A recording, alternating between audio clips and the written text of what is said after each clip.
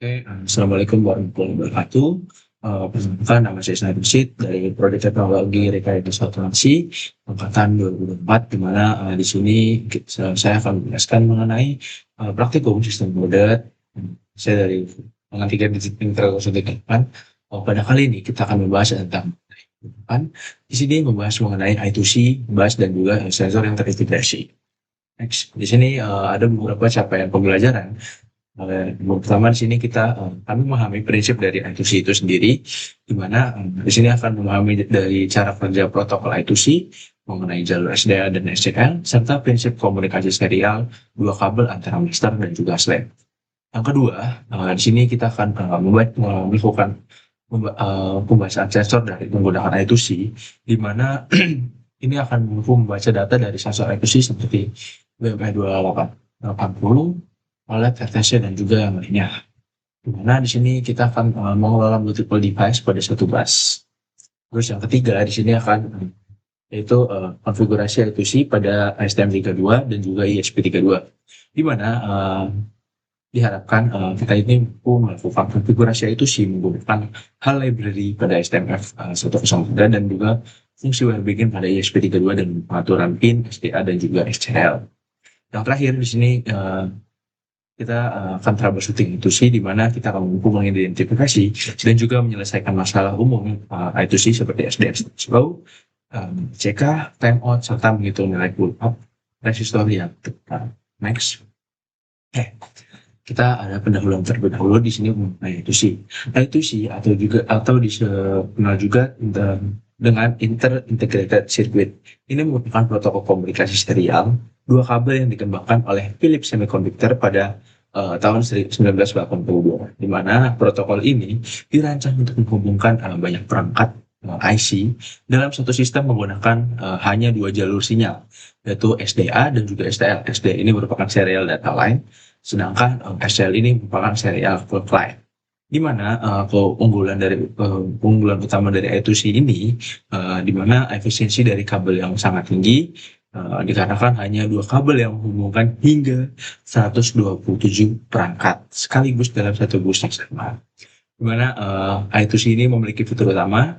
Yang pertama di sini ada hanya dua jalur, yaitu SDA dan SCL tadi, mendukung multi master dan juga multi slave. Terus juga ada addressing 7 bit hingga 127 perangkat. Terus juga memiliki kecepatan yang cukup tinggi, yaitu 100 kbps atau hingga 100 kbps hingga 3,4 megabyte per second. Nah, terus untuk komunikasinya ini menggunakan hub flex sinkron dan juga digunakan luas pada sensor seperti OLED, RTC, dan Next. Nah, sini ada karakteristik dari I2C ini sendiri. Yang pertama, dari SDA dan SCL. SDA ini merupakan jalur data dua arah, sedangkan SCL ini merupakan jalur clock sinkronisasi yang dikendalikan oleh master. Yang kedua, di sini ada open drain output, di mana I2C ini menggunakan konfigurasi open drain output, sehingga perangkat hanya dapat menarik jalur slow. Terus level high dicapai melalui pull up resistor eksternal. Terus yang ketiga di sini ada pull up resistor. Pull up resistor ini diperlukan pada jalur SDA dan juga SCL untuk menjaga level logika agar tetap high. Nah, nilai umumnya itu adalah 4,7 k ohm untuk mode standar. Terus yang keempat di sini ada multi-master dan multi-slave, di mana ini mendukung 7 bit dan 10 bit addressing, di mana banyak perangkat slave dapat terhubung pada satu bus. Di mana multi-master ini dengan arbitrasi otomatis. Next. Sini kita akan membahas tentang perbandingan antara I2C, SPI, dan LUA. Nah, pertama di sini ada jumlah kabel. 2, sedangkan untuk SPI itu lebih dari 4.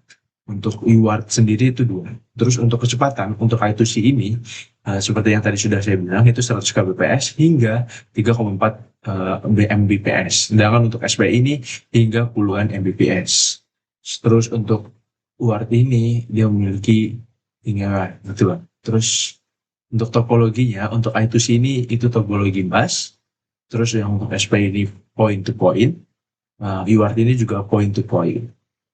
Terus untuk duplex atau half duplex atau full duplex, I2C ini menggunakan half duplex, SPI ini menggunakan full duplex, sedangkan UART juga menggunakan full duplex. Nah, di sini juga ada kelebihan dan juga kekurangannya. Di mana yang pertama di sini I2C itu hemat kabel, multi device, namun kecepatan terbatas dan juga perlu pull up resistor. Untuk SPI sendiri memiliki kecepatan tinggi, terus juga full duplex, namun butuh banyak kabel dan tidak ada ACK. Terus untuk UART sendiri ini merupakan sederhana dan point to point, namun tidak mendukung multi device secara langsung. Jadi dari ketiga protokol ini memiliki kelebihan dan kekurangannya masing-masing. Next, oke. Sini untuk arsitektur I2C bus. Oke, I2C bus ini menggunakan topologi single bus dengan satu master dan juga banyak slave, di mana ini memiliki dua jalur utama, yaitu SDA, serial data line, dan juga jalur data dua arah. Kalau jalur data dua. Terus untuk SCL ini sendiri, atau serial clock line, merupakan jalur clock dari master. Terus untuk pull up resistornya itu yang tadi 4,7 kilo ohm dihubungkan ke PCC pada kedua jalur untuk menjaga level logika high secara default atau open rate. Nah, perangkat slave-nya seperti ini. Kita next saja. Oke, di sini ada prinsip kerja dari SDA dan juga SCL, di mana jalur SDA dan SCL ini, jalur data lain adalah jalur data dua arah membawa informasi antara master dan slave. Sedangkan untuk SCL ini, sinyal clock searah yang dikendalikan master untuk mensinkronisasikan transfer data, di mana data pada SDA hanya valid dan dibaca saat SCL bernilai high. Nah, aturan perubahan data, di mana data pada SDA hanya boleh berubah saat SCL bernilai low. Perubahan SDA saat SCL high memiliki makna khusus, di mana SDA turun sama aja start condition, sedangkan SDA naik itu merupakan stop condition. Untuk kedua kondisi ini menandai awal dan akhir frame dari komunikasi I2C. Di sini ada frame komunikasi I2C, di mana setiap transaksi I2C terdiri dari urutan frame yang terstruktur, di mana komunikasi dimulai dengan start condition, diikuti oleh address slave, yaitu 7 bit atau 10 bit beserta bit read and write yang menentukan arah transfer data. Setelah address, slave mengirimkan ACK atau acknowledge atau NACK atau acknowledge sebagai konfirmasi, di mana data byte kemudian dikirim satu persatu, masing-masing diikuti ACK atau NCK. Komunikasi diakhiri dengan stop condition. Untuk kondisi kunci frame I2C, di mana start itu ketika SDA turun saat SCL high akan memulai komunikasi. Sedangkan untuk address read and write itu 7 bit alamat slave plus 1 bit, yaitu di mana kondisi null dan write, dan ke kondisi 1 adalah read. Sedangkan untuk ACK dan NACK itu merupakan konfirmasi penerimaan dari slave, di mana ketika kondisi low ini merupakan kondisi dari ACK. Terus data byte-nya ini 8 bit data, di mana MSB akan dikirim pertama. Untuk stopnya ini sendiri, ini adalah kebalikan dari yang tadi, yang ketika setelah, di mana ketika SDA naik, maka SDA naik saat SCL high. Sedangkan tadi kan SDA turun ketika SCL high. Nah, ini akan mengakhiri komunikasi. Next. Di sini ada mode kecepatan dari I2C itu sendiri. Di sini ada standar dan juga fast mode, di mana standar ini sekitar 100 kbps digunakan untuk sensor baca standar seperti pembacaan suhu, kelembapan, terus ada kompatibel dengan hampir semua perangkat I2C. Sedangkan fast mode ini memiliki kecepatan yang hampir 4 kali lipat. Ini cocok untuk aplikasi respon cepat seperti display OLED dan juga pembacaan sensor standar fast plus and high speed. Nah, fast plus mode ini merupakan perangkat performa tinggi mendukung transfer data lebih cepat dengan pull up resistor lebih kecil, yaitu 1 kilo ohm.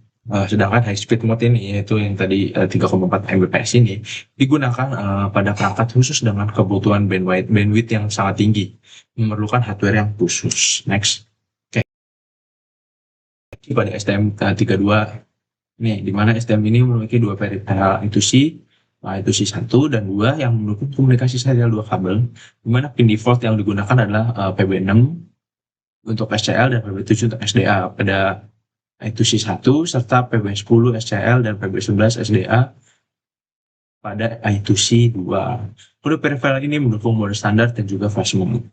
Fitur unggulannya yaitu dukungan demo untuk efisien transfer data tanpa intervensi dari CPU, clock stretching, di mana Slack dapat menggunakan SL untuk memperlambat master, terus mendukung 7 bit dan 10 bit addressing, terus juga ada driven dan polling mode tersedia, terus ada juga built-in error detection, di mana base error, arbitration loss, dan secret failure. Next.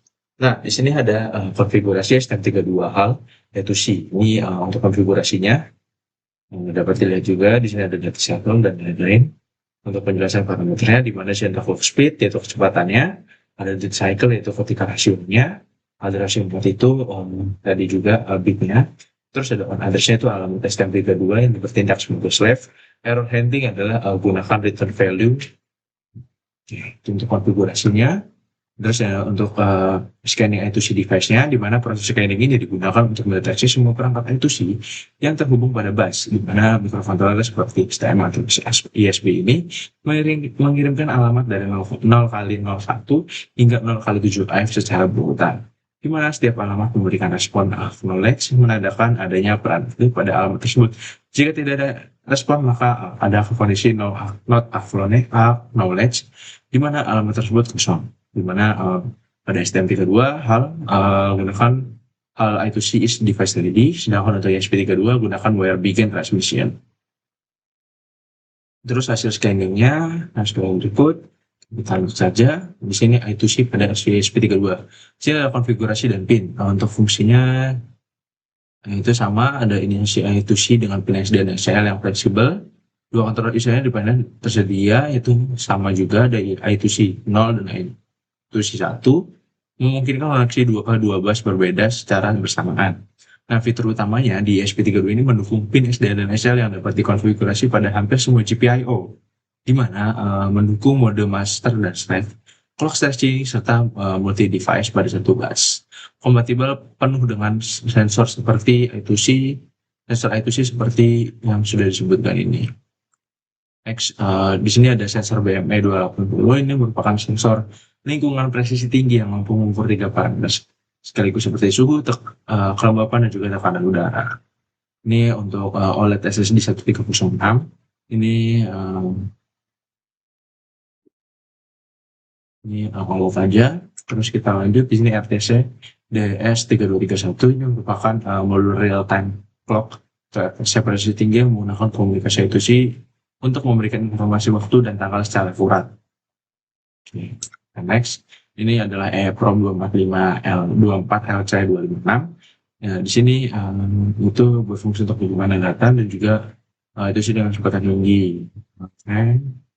Terus juga memiliki endurance yang cukup tinggi. Next, di sini ada multi device pada I2C bus. Pertama arsitektur bus, di mana STM32 atau ESP32 bertindak sebagai master yang mengendalikan komunikasi semua perangkat terhubung pada satu jalur SDA dan SCL yang sama. Setiap slave memiliki alamat unik seperti ini. Oke, di mana di sini ada prinsip dari sharing bus ini sendiri, di mana master akan mengakses setiap slave secara bergantian menggunakan alamat unik, di mana pull up resistor sebesar 4,7 kilo ohm dipasang dengan pada SDA dan SCL ke VCC. Sehingga tidak ada konflik data karena hanya satu perangkat aktif pada satu waktu. Bus dapat menangani hingga 127 perangkat dalam mode 7-bit addressing. Next, di sini ada troubleshooting dari I2C sendiri, yaitu kepada SDS Cyclow. Ini penyebabnya adalah bus tidak di reset, yaitu perangkat gagal melepas SDA, solusinya kirim 9 push untuk reset bus power cycle perangkat yang bermasalah. Terus ada timeout, ini penyebabnya adalah clock stretching terlalu lama, sehingga perangkat lambat merespon. Solusinya tambah nilai timeout hal, periksa beban bus dan kecepatan clock. Terus yang ketiga ada no ACK. Penyebabnya adalah alamat salah, perangkat tidak terhubung, atau pull-up resistor hilang. Solusinya verifikasi alamat I2C, cek koneksi fisik dan nilai resistor. Terus ada data corruption, di mana ini penyebabnya adalah noise pada jalur SDA atau SCL, pull-up terlalu lemah atau kabel terlalu panjang. Solusinya kurangi panjang kabel, gunakan pull-up sesuai kapasitas. Di sini perhitungan dari pull-up resistor. Untuk perhitungannya, fungsi nilai umum, penyesuaian nilainya. Lanjut saja. Di sini ada RTC internal dan RTC ESP dan juga STM. Untuk STM sendiri, di sini menggunakan oscillator eksternal 32.768 kHz LSE atau osilator internal atau LSI, di mana memiliki keterbatasan yaitu akurasi rendah jika menggunakan LSI, di mana kurang lebih 1%, terus tidak ada backup baterai otomatis tanpa sirkuit tambahan, dan rentan terhadap de facto, cocok untuk aplikasi yang tidak membutuhkan presisi yang tinggi. Sedangkan untuk ESP32, RTC internal pada ESP32 ini menggunakan osilator internal 150 kHz, di mana RTC ini memiliki fast clock, fast CLK, atau osilator eksternal 32 kHz. Mendukung deep sleep dengan konsumsi daya yang sangat rendah, yaitu kurang dari 10 mAh. Dimana di sini keterbatasannya itu akurasi terbatas tanpa kristal eksternal, tidak ada backup baterai saat power off, ideal untuk aplikasi IoT low power dengan kebutuhan waktu yang rendah. Ini perbandingan FSR-nya internal versus DS3231, itu akurasi dan de facto-nya, backup baterai dan sebagainya. Next. Untuk best practice, di sini ada pula resistor, menjual I2C pendek non HP, error handling dan remote, recovery bus dan admin bonus. Next. Oke. Kita langsung masuk ke programnya saja. Sudah saya lakukan I2C di sini. Ini nomor 1. Oke.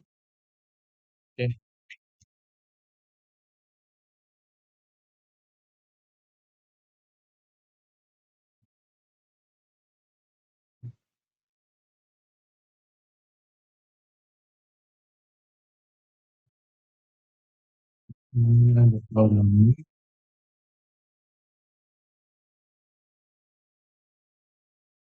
Ya.